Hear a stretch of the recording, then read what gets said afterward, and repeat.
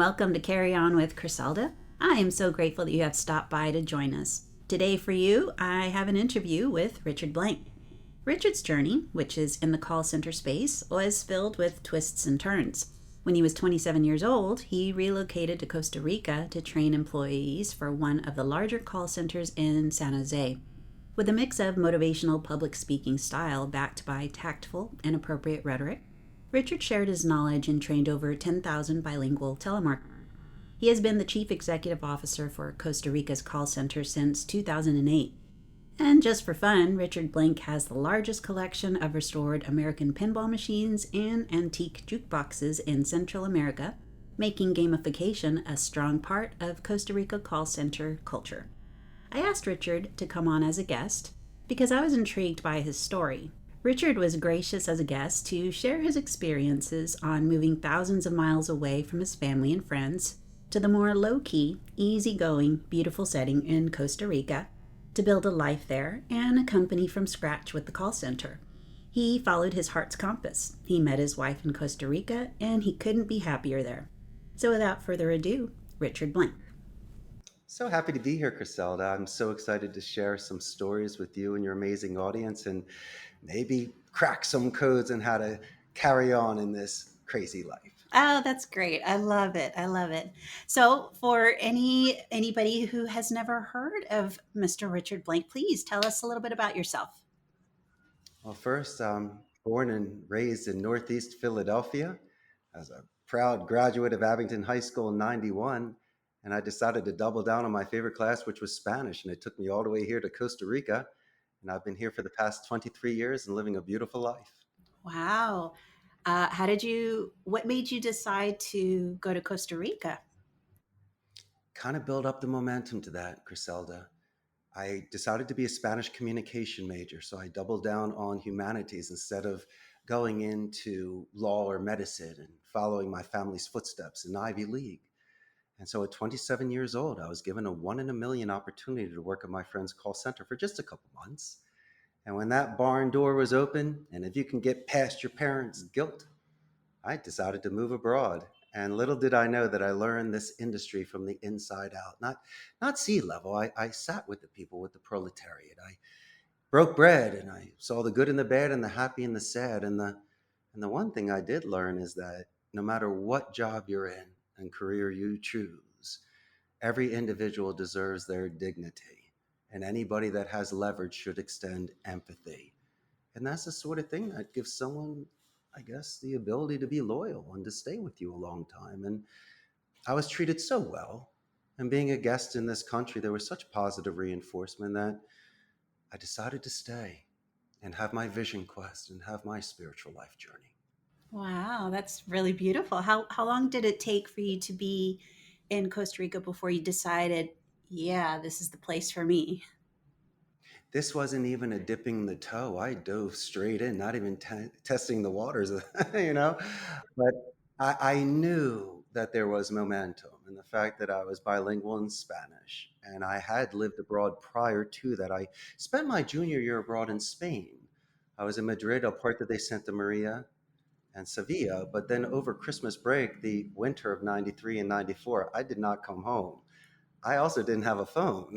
And so I traveled Europe for 2 months and read books and went to museums and churches and just really experienced one of the greatest transformations of my life, Griselda. I shed some skin during that year.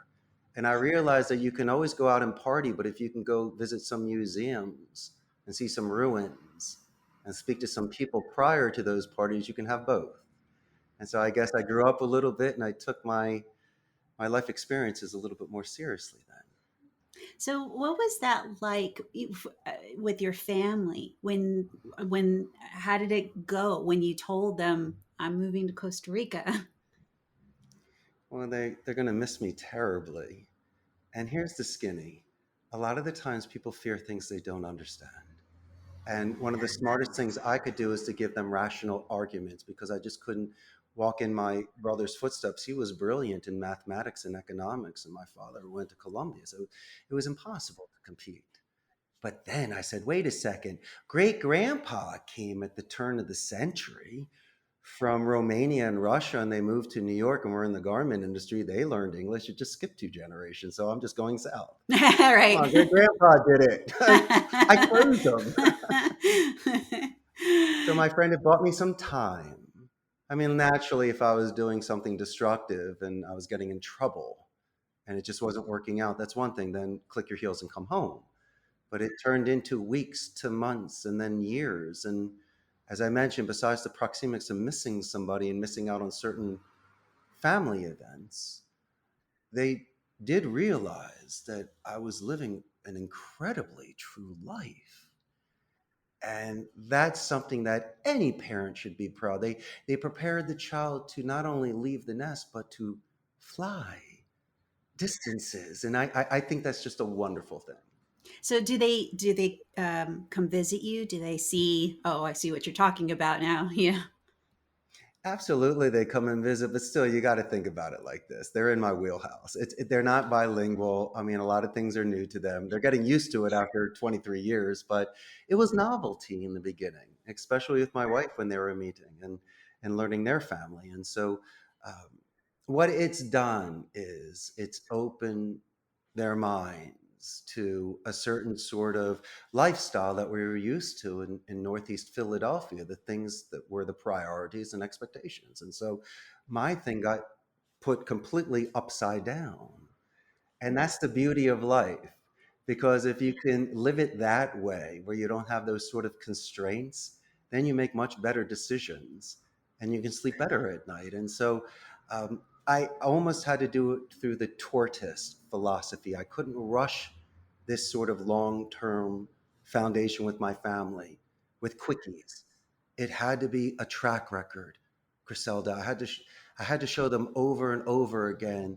Richard's happy equals happy life, and so and it seemed to have worked that way. And so now, so you decided to move to Costa Rica. You told your family, this is where I'm living. So once you got there, so you said you had already helped, you were helping a friend out. And so that's how, is that how you eventually, how the call center came to be or? It was a great way for me to learn the business, and it was Mhm, really a master study. And if mhm. anybody really wants to learn something, they really should start from the beginning. And it wasn't bad for me because it's the art of speech. It was something stimulating. I got to see retention, customer support, sales, appointment setting, human resources, onboarding, you name it. And for me, since English is the second language and seeing these very talented individuals grasping this, and this is back in 2000, so we're working off of old Cisco phones and Excel sheets. This is not like today. And so people were, it was like the boiler room environments that you see in the movies, but we weren't selling stock. And it was young, average age 24. I was 27. So I said, listen, this is my one last shot at it. It's almost like the 6 year college student. I was the super senior. And I loved it. And the fact that for me, all I needed to learn in the industry is how to use a phone, how to use a CRM, learning metrics, learning QA, and all the terminology for the industry. But here's the thing. I was great on the phone. I showed active listening. I loved these conversations. And so instead of seeing it as a grind, my calls lasted a little longer, but my conversions were better. And I was earning enough money with my friend where I could live here and live well. And so the stars were aligned, Criselda. It's one in a million shot hit. How many times does somebody have to do a curly Three Stooges smack me in the face to say, Richie, wake up. This is it. This is it. And so I took it and it hasn't stopped. And when I had my maturity in my mid 30s and my impulse control and thankfully some capital, I was capable of taking a year off and throwing my hat in the ring. And I created my website in October of 2007. And then in February 6th of 2008, I landed my first account. It was one seat for 1 week.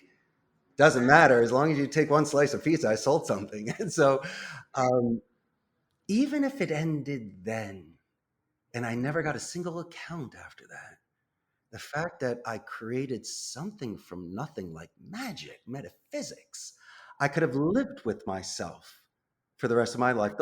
The rest is just chance, and seeing if the dice roll in your favor.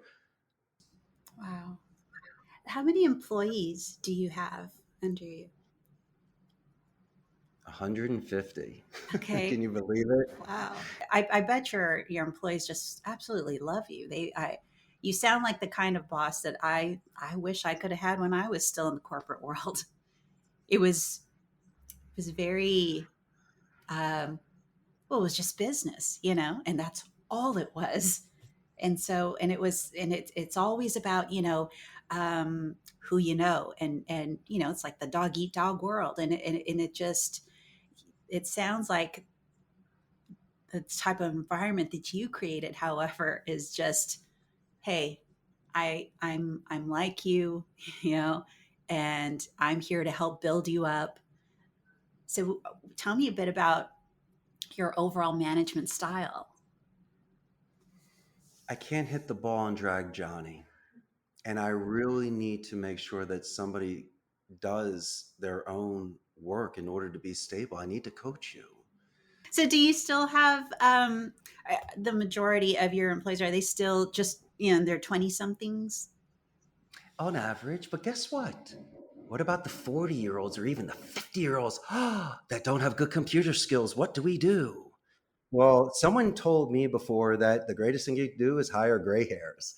They got the experience. I can always teach someone a computer, I just can't teach them life.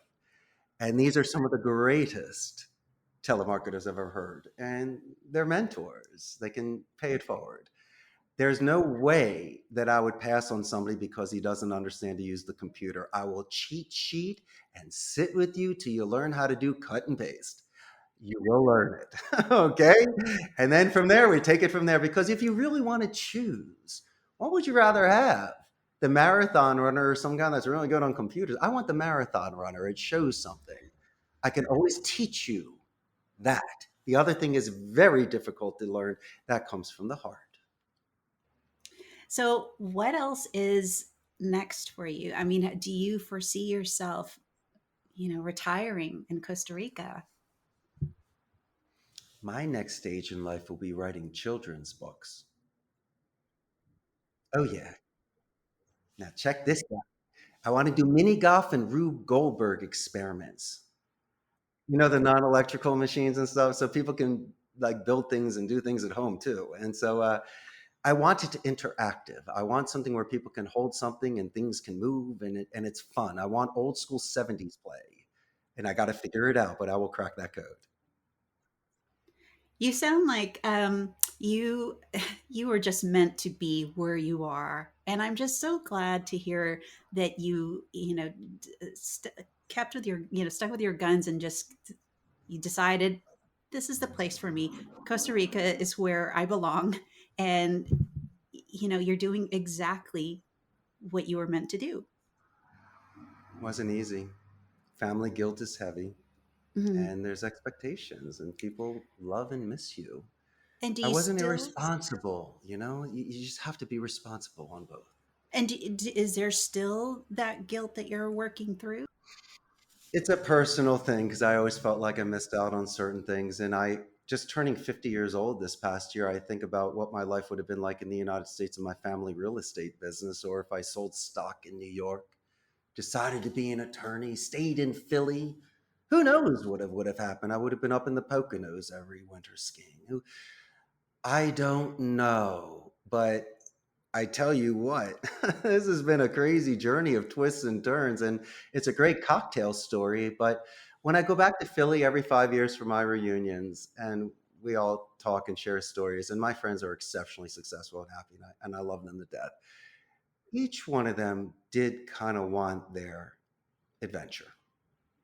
And even if it was for a year, and some people backpack and stuff, and that's one thing, but a lot of them kind of had a true passion. I don't know what it was, but I know that they wanted to do it.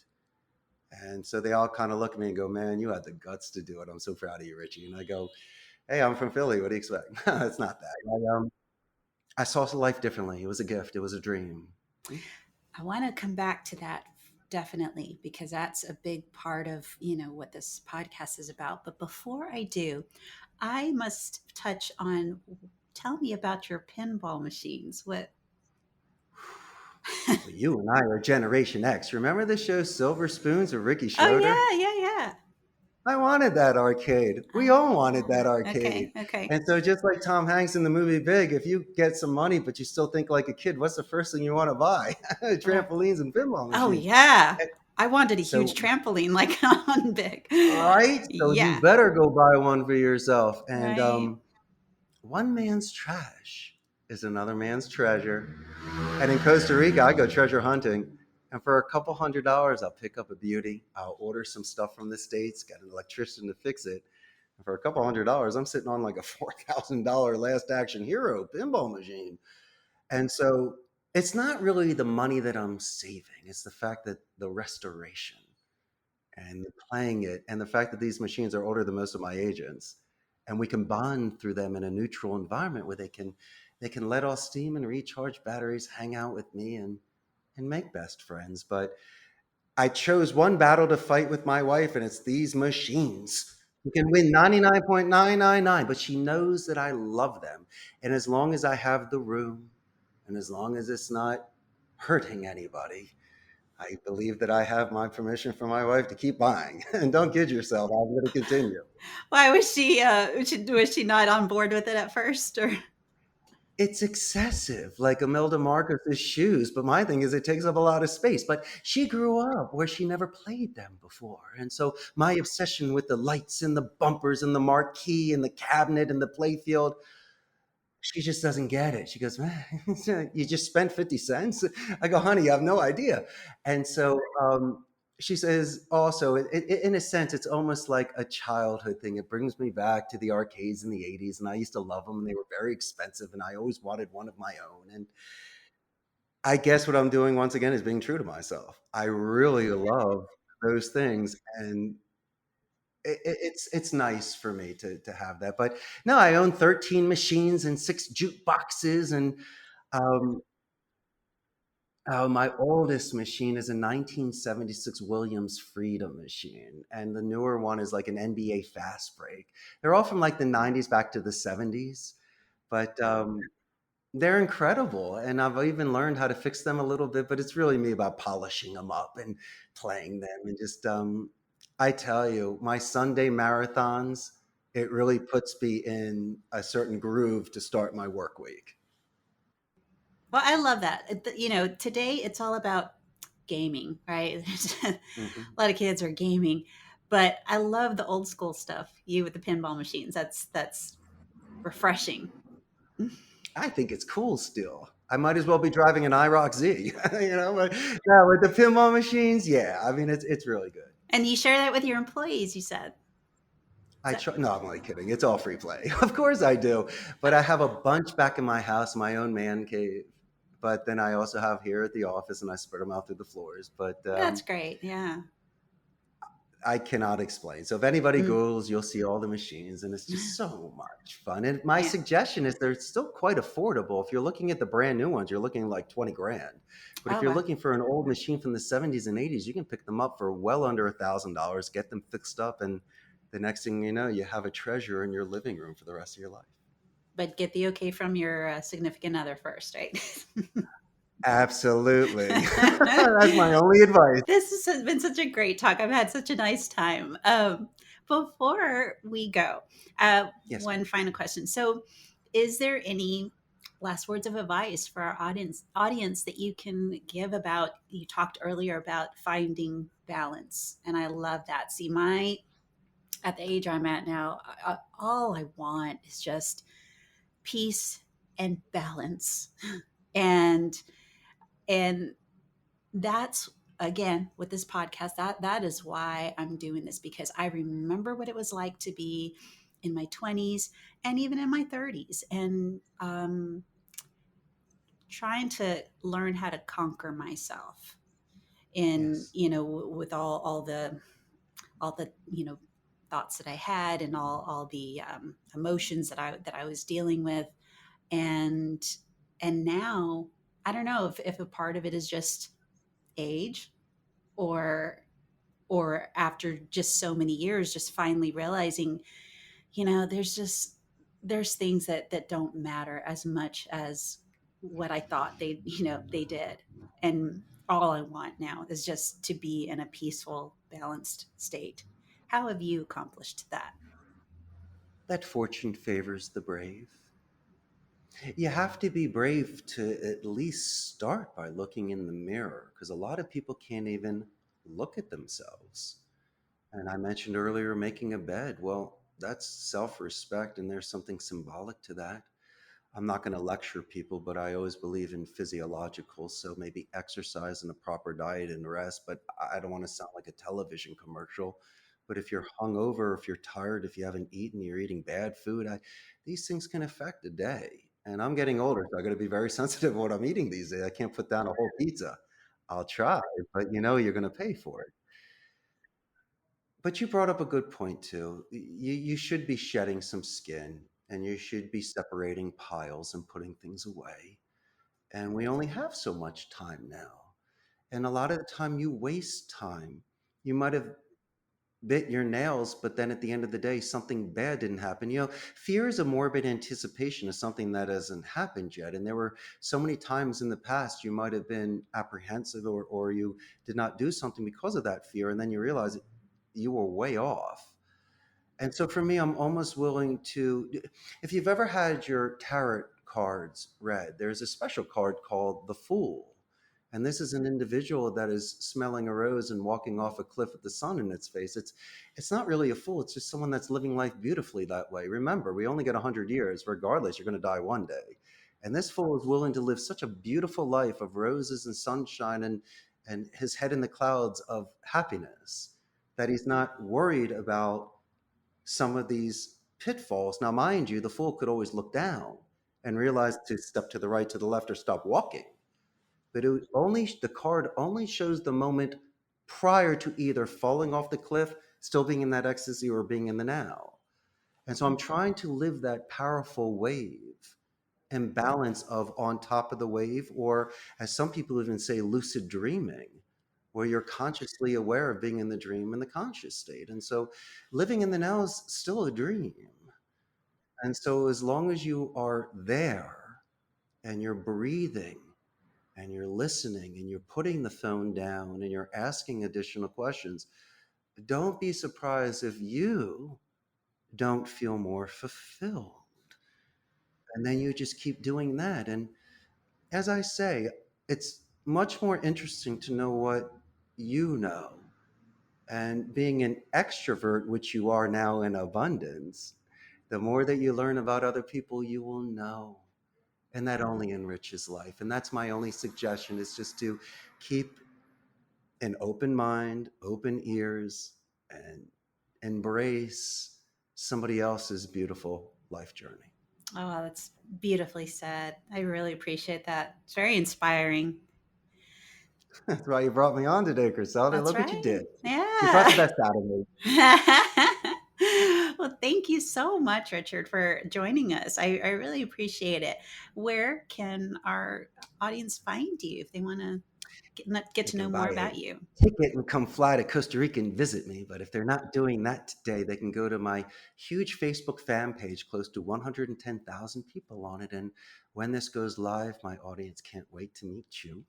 And it will, give them a chance to learn the business process outsourcing in Central America, get to see me and what I do. But I can't thank you enough.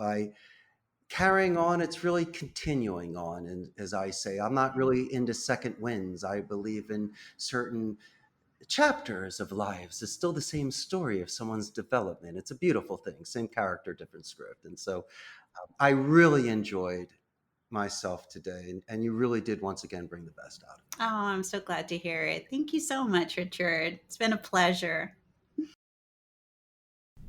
Hey, thanks for listening. I appreciate every single person who supports us with downloads and listens and 5-star ratings.